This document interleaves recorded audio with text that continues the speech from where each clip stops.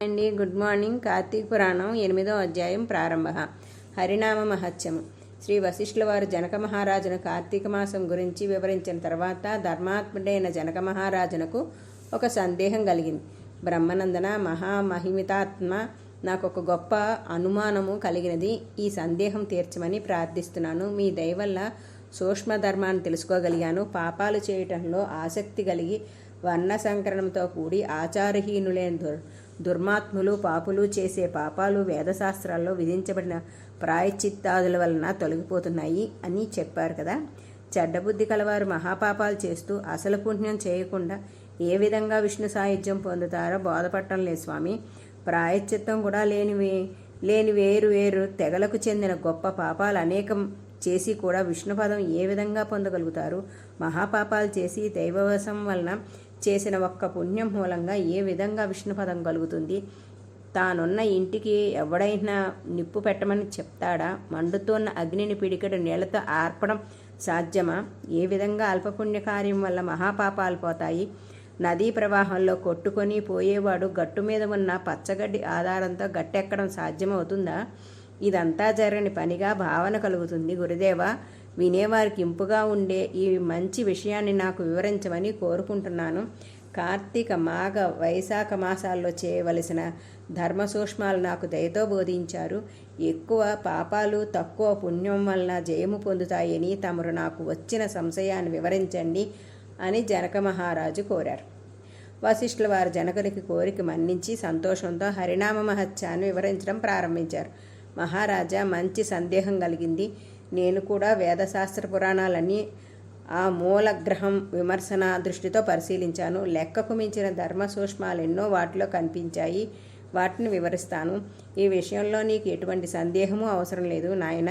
శాస్త్రాల్లో రజోగుణానికి, సత్వగుణానికి సంబంధించిన అనేక ధర్మాలు చెప్పబడి ఉన్నాయి.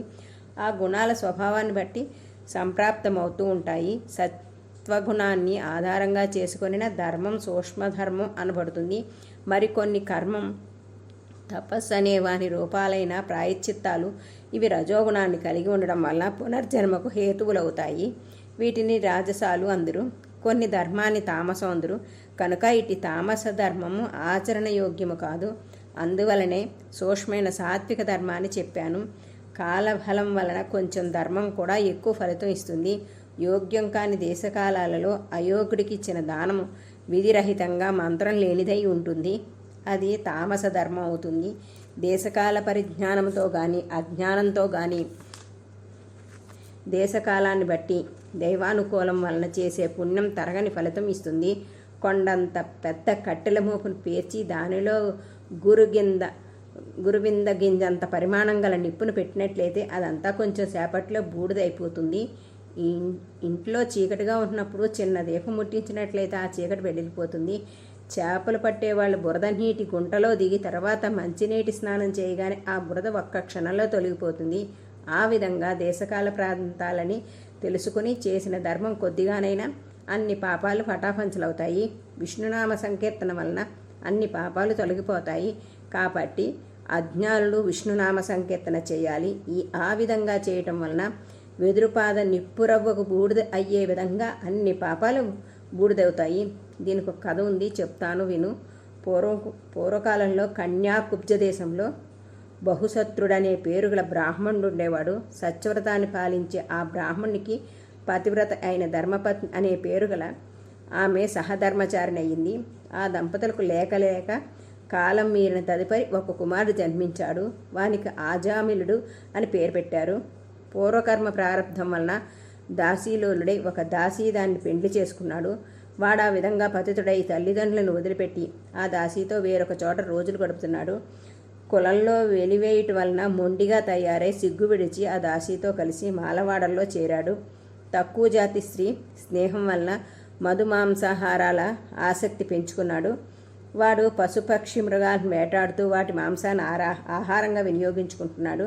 దుష్టమృగాలతో కూడిన ఒక అడవిలో దాసి దానితో కూడి తిరుగుచుండెను. ఒకనాడు ఆ దాసి మద్ది చెట్టు మీద ఉన్న తేనె పట్టును చూసి దానికోసం చెట్టు ఎక్కి కాళ్ళు జారి ప్రాణాలు పోగొట్టుకుంది. ఆ అజామిలుడు తన ప్రియురాలి మరణానికి ఎంతో బాధపడి తన ఇంటికి చేరుకున్నాడు. రూపయవనాలతో నిండి ఉన్న దాసి దానికి పుట్టిన తన కూతురినే మోహించి ఆమెతో విహరించడం మొదలుపెట్టాడు. దానికి అనేక మంది పిల్లలు కలిగారు. కానీ వాళ్ళంతా అల్పాయుష్కులే చనిపోయారు. కానీ చివరివాడు బ్రతికాడు. తన బంధువులంతా చెప్పడం వల్ల అజామిళుడు వాడికి నారాయణుడని పేరు పెట్టి ప్రాణప్రదంగా చూచుకుంటున్నాడు. అతడు వేటకు వెళ్ళినా ఇంటిలో ఉన్న మర్యాదలు పుచ్చుకుంటూ ఉన్న ఎట్టి సమయంలోనైనా తన కొడుకును ఒక్క నిమిషం కూడా విడిచిపెట్టి ఉండలేదు. వాడి మీద అమితమైన పుత్రవాత్సల్యం పెంచుకున్నాడు. కొంతకాలానికి అజామిళునకు చివరి కాలం వచ్చింది. యమభటులు అతని ప్రాణాలు తీసుకుపోవటానికి వచ్చారు.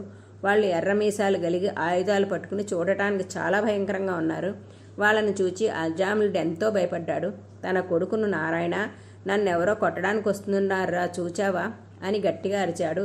మరణవేదన పడుతూ దూరంగా ఆటలాడుకుంటున్న తన కొడుకును ఉద్దేశించి నారాయణ నారాయణ అంటూ ఉండడం వల్ల ఆ హరినామ సంకీర్తన విని యమదూతలు ముందుకు రావడానికి సాహసించలేకపోయారు. ఇంతలో మహా తేజో సమన్వితులైన విష్ణుదూతలు విమానం మీద వచ్చి యమభటులను చూచి, ఇతడు మా ఆధీనుడు, వీనిని ముట్టుకునే అర్హత మీకు లేదు అని చెప్పారు. ఆ విష్ణు భక్తులంతా పట్టు వస్త్రాలు ధరించి ఉన్నారు. 4 చేతులతో శంఖ చక్రాయుధాలు కలిగి ఉన్నారు. వారి శిరస్సు మీద ఉన్న కిరీటాలు చాలా మెరిసిపోతున్నాయి.